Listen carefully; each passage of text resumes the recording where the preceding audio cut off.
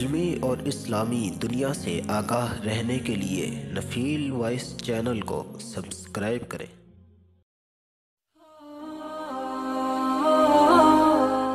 حضرت خالد بن ولید رضی اللہ تعالیٰ عنہ۔ دنیا کی تاریخ ایسے عظیم سپوت، عظیم فاتح، عظیم اسلام کے سپاہی، عظیم سپہ سالار رسول اللہ صلی اللہ علیہ وسلم کے جلیل القدر صحابی اور تاریخ ساز فاتح، جن کا لقب سیف اللہ تھا، خالی نظر آتی ہے۔ خالد، تمہاری عقل و دانش اور فہم و فراست کی بنا پر مجھے بہت امید تھی کہ تم ایک نہ ایک دن ضرور اسلام قبول کر لو گے۔ فرمان نبوی صلی اللہ علیہ وسلم۔ زبان نبوت سے اللہ کی تلوار کا لقب پانے والے جرنیل اسلام خالد بن ولید رضی اللہ تعالیٰ عنہ، پیارے رسول اللہ صلی اللہ علیہ وسلم کے جلیل القدر صحابی، ایک عظیم سپہ سالار اور تاریخ ساز فاتح۔ ان کی کنیت ابو سلمان اور ابو الولید اور لقب سیف اللہ، اللہ کی تلوار تھا۔ سلسلہ نسب 7ویں پشت میں حضرت محمد صلی اللہ علیہ وسلم سے جا ملتا ہے۔ ان کی والدہ لبابہ الصغرا بنت الحارث الحلالیہ تھی، جو ام المؤمنین حضرت میمونہ بنت الحارث رضی اللہ تعالیٰ عنہ اور لبابۃ الکبریٰ والدہ حضرت عبداللہ بن عباس رضی اللہ تعالیٰ عنہ کی ہمشیرہ تھی۔ ان کے والد الولید قریش کے شرفاء اور سرداروں میں سے تھے اور مکے کے بڑے مالدار آدمی تھے۔ قریش انہیں العدل، انصاف پسند اور الوحید، یکتا کے لقب سے یاد کرتے تھے۔ ان کا قبیلہ شرافت و خوشحالی کے علاوہ شجاعت و جنگجوئی میں بھی ممتاز تھا۔ قبیلہ قریش کی مذہبی قیادت بنو ہاشم کے ہاتھ میں، سپاہی قیادت بنو امیہ کے ہاتھ میں اور عسکری قیادت حضرت خالد بن ولید رضی اللہ تعالیٰ عنہ کے قبیلے بنو مخزوم کے پاس تھی۔ حضرت خالد بن ولید رضی اللہ تعالیٰ عنہ کو یہ چیز ورثے میں ملی تھی۔ حضرت خالد رضی اللہ تعالیٰ عنہ کے 10 بھائی تھے، لیکن ان سب میں جو مرتبہ انہیں نصیب ہوا وہ ان کے کسی دوسرے بھائی کو میسر نہ آ سکا۔ سیدنا حضرت خالد بن ولید رضی اللہ تعالیٰ عنہ شروع ہی سے بڑے محنتی، جفاکش اور سخت کوش واقع ہوئے تھے۔ اگرچہ ان کے والد مکے کے امیر ترین آدمی تھے، انہوں نے خوشحال گھرانے میں ناز و نعمت کے ساتھ پرورش پائی تھی، لیکن انہوں نے راحت و آرام کی زندگی کے بجائے ہمت و جوان مردی کی حیات دوام کو ترجیح دی۔ چنانچہ کشتی اور فنون میں کمال حاصل کرنے کو اپنا مطمع نظر بنا لیا، اور یوں خالد رضی اللہ تعالیٰ عنہ نے سیف اللہ کی حیثیت سے شہرت عام اور بقائے دوام حاصل کر لی۔ جب اسلام کا ظہور ہوا تو خالد قبیلہ قریش کے ان لوگوں میں سے تھے جنہوں نے پیغمبر اسلام اور اہل اسلام کی شدید عداوت مخالفت کو اپنا شیوا بنایا اور شمع اسلام کو بجھانے کے در پہ ہوئے۔ صلح حدیبیہ تک کفار مکہ نے اہل اسلام کے خلاف جتنی جنگیں لڑی، ان میں وہ شریک تھے۔ جنگ احد میں ان کا سپاہیانہ کردار اسلام کی حربی تاریخ میں ایک اہم واقعہ ہے۔ اس جنگ میں وہ قریش کے شاہ سوار دستے کی قیادت کر رہے تھے۔ مسلمانوں کی ایک جماعت نے رحمت دو عالم صلی اللہ علیہ وسلم کے حکم کے باوجود پہاڑی درے کے نہایت اہم فوجی مقام کو چھوڑ دیا۔ خالد بن ولید رضی اللہ تعالیٰ عنہ نے اس موقع کو غنیمت جانتے ہوئے عقب سے آ کر لشکر اسلامیہ پر حملہ کر دیا، جس سے جنگ کا پانسا پلٹ گیا۔ اس کے بعد غزوہ خندق کے موقع پر بھی وہ لشکر کفار کے شاہ سوار دستے کی قیادت کر رہے تھے اور اہل اسلام کو نقصان پہنچانے کے لیے عمرو بن عاص کے ساتھ مل کر مختلف منصوبے بناتے رہے، مگر ناکام رہے۔ پھر حدیبیہ کے موقع پر وہ ایک شاہ سوار دستہ لے کر مسلمانوں کے خلاف نکلے۔ اسقاط مصری نے لکھا ہے کہ خالد رضی اللہ تعالیٰ عنہ رسول کریم صلی اللہ علیہ وسلم کے عسکری نظم و ضبط اور دفاعی حکمت و تدبیر سے اتنے متاثر ہوئے کہ پیغمبر اسلام کی شخصیت ان کے دل میں گھر کر گئی، جو بعد میں اسلام سے مشرف ہونے کا نقطۂ آغاز ثابت ہوئی۔ عمرۃ القضاء کے موقع پر آپ صلی اللہ علیہ وسلم نے خالد رضی اللہ تعالیٰ عنہ کے بھائی حضرت ولید رضی اللہ تعالیٰ عنہ سے ان کے بابت پوچھا اور ان کے قبول اسلام کے لیے دعا فرمائی۔ چنانچہ حضرت خالد بن ولید رضی اللہ تعالیٰ عنہ نے اپنے بھائی کو دعوت اسلام دی۔ عظمت رسول صلی اللہ علیہ وسلم تو ان کے دل میں پہلے ہی سے گھر کر چکی تھی، اس لیے ایک ساتھی عثمان بن طلحہ العبدری سے مشورہ کیا اور دونوں تلاش حق کے لیے مکہ سے نکل کر مدینہ کی راہ چل پڑے۔ راستے میں انہیں عمر بالعاص ملے، وہ بھی اسی ارادے سے مدینہ جا رہے تھے۔ ساتھ ہوئے آپ صلی اللہ علیہ وسلم نے جب ان تینوں کو دیکھا تو بہت خوش ہوئے اور صحابہ کرام رضی اللہ تعالیٰ عنہ سے فرمایا کہ مکہ نے اپنے جگر گوشے تمہاری جانب پھینک دیے ہیں۔ سب سے پہلے حضرت خالد بن ولید رضی اللہ تعالیٰ عنہ نے نبی کریم صلی اللہ علیہ وسلم سے بیعت کی اور بعد میں دوسرے ساتھیوں نے کلمہ شہادت پڑھا اور دستے رسول اللہ صلی اللہ علیہ وسلم پر بیعت سے سرفراز ہوئے۔ یہ غزوہ مؤتہ سے 2 ماہ اور فتح مکہ سے 6 ماہ پہلے 8 ہجری کی بات ہے۔ قبول اسلام کے بعد حضرت خالد بن ولید رضی اللہ تعالیٰ عنہ نے عہد نبوت، عہد صدیقی، عہد فاروقی میں مختلف معرکوں میں لشکر اسلام کی قیادت کی اور شاندار جنگی کارنامے انجام دیے۔ جمادی الاولی 8 ہجری میں غزوہ مؤتہ میں آپ رضی اللہ تعالیٰ عنہ نے شرکت کی اور یکے بعد دیگرے 3 سپہ سالاروں سیدنا زین بن حارثہ رضی اللہ تعالیٰ عنہ، سیدنا عبداللہ بن رواحہ رضی اللہ تعالیٰ عنہ اور سیدنا جعفر طیار رضی اللہ تعالیٰ عنہ کی شہادت کے بعد لشکر اسلام کی قیادت سنبھالی۔ اس موقع پر پہلی بار حضرت خالد بن ولید رضی اللہ تعالیٰ عنہ کی جنگی مہارت و صلاحیت اسلام کے کام آئی۔ وہ اعلیٰ ترین جنگی قیادت کا مظاہرہ کرتے ہوئے نہ صرف گھرے ہوئے مسلمان مجاہدوں کو نرغے سے نکال لائے بلکہ رومیوں پر کاری ضرب لگا کر ان کے دلوں میں اسلام کی عسکری قوت و برتری کا رعب بھی ڈال دیا۔ سیدنا خالد رضی اللہ تعالیٰ عنہ فرمایا کرتے تھے کہ غزوہ مؤتہ میں 9 تلواریں میرے ہاتھ سے ٹوٹ گئیں اور بالآخر ایک یمنی تلوار باقی رہ گئی۔ 10 رمضان 9 ہجری میں فتح مکہ کے موقع پر حضرت خالد بن ولید رضی اللہ تعالیٰ عنہ لشکر نبوت میں شامل تھے۔ میمنہ کی قیادت آپ رضی اللہ تعالیٰ عنہ کے سپرد تھی۔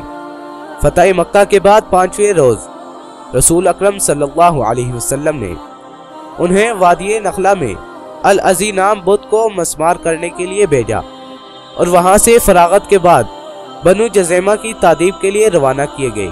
غزوہ حنین اور غزوہ طائف کے موقع پر بھی آپ رضی اللہ تعالیٰ عنہ لشکر اسلام کی قیادت کر رہے تھے، جو 100 شہ سواروں پر مشتمل تھا۔ بنو المستلق کی تادیب و اصلاح کے لیے جو لشکر روانہ کیا گیا، اس کی قیادت بھی سیدنا حضرت خالد بن ولید رضی اللہ تعالیٰ عنہ کے سپرد تھی۔ ربیع الآخر 10 ہجری میں رسول اکرم صلی اللہ علیہ وسلم نے انہیں اہل نجران کی جانب روانہ کیا۔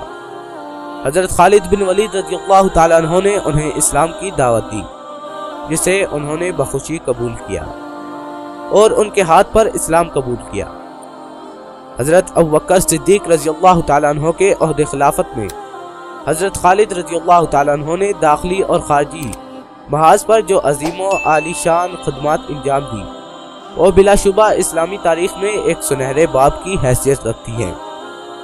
پہلے جزیرت العرب کے سرکش مرتدین کے خلاف اور پھر روم و ایران کے مقابلے میں انہوں نے حیرت انگیز کارنامے سر انجام دیے۔ مرتدین کے خلاف سیدنا ابوبکر صدیق رضی اللہ تعالیٰ عنہ نے جو افواج روانہ فرمائی، ان میں سے ایک فوج کی قیادت سیدنا خالد رضی اللہ تعالیٰ عنہ کے سپرد فرمائی۔ اس فوج نے جھوٹے مدعی نبوت طلحہ الاسدی اور مالک بن نویرۃ التربوعی کی سرکوبی میں شاندار کامیابی حاصل کی۔ طلحہ بھاگ گیا اور مالک قتل ہوا۔ مالک کے قتل اور اس کے قبیلے کی سرکوبی کے بعد آپ رضی اللہ تعالیٰ عنہ کو صفائی کے لیے مدینہ طلب کیا گیا۔ خلیفہ وقت نے انہیں معذور اور بری الذمہ قرار دیا اور وہ مسیلمہ کذاب کے خلاف جنگ یمامہ کے لیے روانہ کر دیے گئے۔ شدید جنگ کے بعد مسیلمہ قتل ہو گیا اور اس کی قوم بنو حنیفہ داخل اسلام ہو گئی۔ مسیلمہ کذاب کا قتل دراصل حروب ردا کا خاتمہ تھا اور یوں آپ رضی اللہ تعالیٰ عنہ کے ہاتھوں خلافت اسلامیہ کو ایک ہولناک داخلی فتنے سے مکمل نجات مل گئی۔ اسلام کی ابھرتی ہوئی نئی طاقت کو دو اطراف سے بیرونی خطرات بھی درپیش تھے۔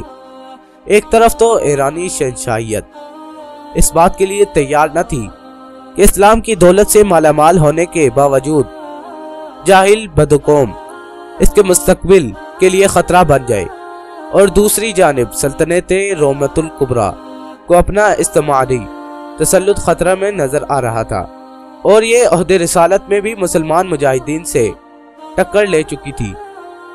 داخلی فتنوں کو کچلنے کے بعد حضرت ابوبکر صدیق رضی اللہ تعالیٰ عنہ نے جہاں رومیوں کے مقابلے میں شام و عراق میں افواج روانہ کی، وہاں اللہ کی تلوار کا رخ ایرانی سرکشوں کی طرف موڑ دیا۔ الابلا کے مقام پر ایرانی فوج اور مجاہدین اسلام کے درمیان سیدنا خالد بن ولید رضی اللہ تعالیٰ عنہ کی قیادت میں سب سے پہلا معرکہ برپا ہوا، جس میں اللہ رب العالمین نے لشکر اسلام کو فتح عطا فرمائی۔ اس کے بعد المزار، الولجر، البس اور الامنشیہ کے مقامات پر مقابلے میں خالد بن ولید رضی اللہ تعالیٰ عنہ کے ہاتھوں شکست ہوئی، جو الہیرہ کی فتح کا پیش خیمہ ثابت ہوئی۔ الہیرہ کو مستحکم کرنے کے بعد سیدنا خالد بن ولید رضی اللہ تعالیٰ عنہ کو حضرت ایاز بن غنم رضی اللہ تعالیٰ عنہ کی امداد کا حکم ملا، جو فتح عراق کے لیے روانہ کیے گئے تھے۔ چنانچہ سیدنا خالد بن ولید رضی اللہ تعالیٰ عنہ نے پیش قدمی کر کے الانبار کا محاصرہ کیا اور اسے فتح کرنے کے بعد عین التم، دومت الجندل، الخنافس، المسیح، الزمیل اور القراز کے معرکے سر کرتے ہوئے فاتحانہ آگے بڑھتے چلے گئے۔ الفراز کی فتح کے بعد سیدنا خالد بن ولید رضی اللہ تعالیٰ عنہ اپنے لشکر کو بتائے بغیر برق رفتاری سے فریضہ حج ادا کر کے واپس چلے گئے۔ وہ 1 سال 2 ماہ محرم 12 ہجری سے صفر 13 ہجری تک عراق میں رہے اور 15 جنگیں لڑی اور سب میں فتح یاب ہوئے۔ یہاں سے انہیں یرموک پہنچنے کا حکم ملا اور وہ حیرت انگیز برق رفتاری سے پیش قدمی کرتے ہوئے یرموک پہنچے، جہاں انہیں تمام امرائے لشکر نے قائد اعلیٰ منتخب کیا اور رومی شہنشاہیت کے خلاف مجاہدین اسلام نے فیصلہ کن معرکہ سر کیا۔ اسی جنگ کے دوران میں سیدنا خالد رضی اللہ تعالیٰ عنہ کو دربار فاروقی سے معزولی کا حکم ملا، لیکن کسی قسم کے ملال کا اظہار کیے بغیر امین الامتہ ابو عبیدہ بن الجراح کی قیادت میں شریک جہاد رہے۔ سیدنا عمر فاروق رضی اللہ تعالیٰ عنہ کے عہد خلافت میں وہ فتوحات الشام میں ایک سپاہی کی حیثیت سے شریک جہاد رہے اور دمشق کے علاوہ فعل، مرج الروم، حمص، ملخاصر، کنسرین اور مرعش وغیرہ فتح ہوئے۔ سیدنا خالد بن ولید رضی اللہ تعالیٰ عنہ کی زندگی کے 2 واقعات بڑے اہم کرنا چاہا اور بتایا کہ اسلام کی فتح دراصل اللہ کی مشیت و نصرت پر موقوف ہے، نہ کہ کسی کی محض تدبیر و قوت بازو پر۔ چنانچہ اس موقع پر سیدنا عمر فاروق رضی اللہ تعالیٰ عنہ نے جو مراسلہ مختلف شہروں میں ارسال کیا، اس میں اس بات کی صراحت کر دی تھی کہ آپ کو کسی ناراضگی یا انتقام کی وجہ سے نہیں بلکہ فتنے سے بچنے کے لیے معزول کیا گیا۔ اسی قومی مصلحت نے انہیں معزولی پر مجبور کر دیا، ورنہ یہی عمر بن خطاب رضی اللہ تعالیٰ عنہ تھے جنہوں نے معزولی کے بعد آپ رضی اللہ تعالیٰ عنہ سے مخاطب ہوتے ہوئے کہا اے خالد رضی اللہ تعالیٰ عنہ، تم میرے نزدیک بزرگ و محترم ہونے کے ساتھ ساتھ عزیز اور پیارے بھی ہو۔ جنگی مہارت و صلاحیت کے سلسلے میں سیدنا خالد رضی اللہ تعالیٰ عنہ کو دنیا کے تمام سوانح نکاروں نے خراج تحسین پیش کیا ہے۔ ان کے جنگی کارنامے اور تدابیر نہ صرف اسلام کی حربی تاریخ بلکہ دنیا کی عسکری قائدین اور ماہرین فتون کے سوانح کا ایک سنہرا اور قابل مطالعہ باب ہے۔ وہ اگرچہ فنون حرب کی کسی باقاعدہ درسگاہ کے تربیت یافتہ نہ تھے، مگر میدان جنگ میں ان کی مہارت، تدبر اور صف آرائی پر عقل دنگ رہ جاتی تھی۔ عسکری قائدانہ اوصاف میں سے کوئی وصف ایسا نہ ہوگا جو آپ رضی اللہ تعالیٰ عنہ میں نہ ہو۔ شجاعت، جواں مردی، حاضر دماغی، پھرتی اور قوت تاثیر میں لاسانی تھے، اور دم کے دم میں جنگ کا پانسا پلٹ دینا ان کے لیے ایک کھیل تھا۔ سیدنا خالد رضی اللہ تعالیٰ عنہ کی وفات 21 ہجری 642 میں حمص کے مقام پر ہوئی اور ان کی قبر زیارت گاہ عام ہے۔ وفات کے وقت سیدنا خالد رضی اللہ تعالیٰ عنہ نے فرمایا، میں نے تقریباً 300 جنگیں لڑی ہیں۔ میرے جسم کے ہر حصے میں کہیں تلوار، کہیں نیزے اور کہیں تیر کا زخم لگا ہے، مگر شہادت سے محروم رہا اور آج بستر مرگ پر مر رہا ہوں۔ اللہ رب العالمین بزدلوں کو کبھی چین نصیب نہ کرے۔ مرتے وقت آپ رضی اللہ تعالیٰ عنہ نے وصیت فرمائی کہ میرا اسلحہ اور سواری کا گھوڑا اللہ کی راہ میں جہاد کے لیے وقف کر دیا جائے، اور یہی ان کا سارا اثاثہ تھا۔ سیدنا خالد رضی اللہ تعالیٰ عنہ کو نبی کریم صلی اللہ علیہ وسلم سے بے پناہ محبت تھی۔ اس کا مظاہرہ گستاخ مالک بن نویرہ کے قتل اور جنگ یرموک کے موقع پر آپ رضی اللہ تعالیٰ عنہ نے کیا۔ نبی اکرم صلی اللہ علیہ وسلم نے ایک موقع پر فرمایا تھا کہ خالد کو اذیت نہ دینا، کیونکہ وہ تو اللہ کی تلواروں میں سے ایک تلوار ہے جسے اسر کفار کے خلاف میان سے نکالا ہے۔ اور بقول عباس محمود السقاد مصری خالد رضی اللہ تعالیٰ عنہ اسلام میں داخل ہوئی تو عربوں کی قائدانہ حمیت کا حصہ وافر لے کر اسلام لانے کے بعد انہوں نے اسلام کے لیے بہت کچھ کیا، اور اسلام نے ان کے لیے محیر العقول کارنامے انجام دیے۔ وہ جاہلیت و اسلام دونوں زمانوں میں عربی ابکر کا معیاری نمونہ تھے۔ جنرل محمود شیعت خطاب لکھتے ہیں کہ سیدنا خالد رضی اللہ تعالیٰ عنہ قیادت ہی کے لیے پیدا ہوئے، انہوں نے قائد ہی کی حیثیت سے زندگی گزاری اور ایک قائد کی طرح اس جہان سے رخصت ہوئے۔ گو آج وہ دنیا میں نہیں ہے، لیکن ان کی یاد بدستور دلوں میں موجود اور باقی ہے۔ ان کے انمٹ کارنامے تاریخ میں باقی رہیں گے، اور ان کی فتوحات اسلام کی جنگی تاریخ میں نہیں بلکہ دنیا کی قوموں کی جنگی تاریخ میں معجزہ کی طرح باقی رہیں گی۔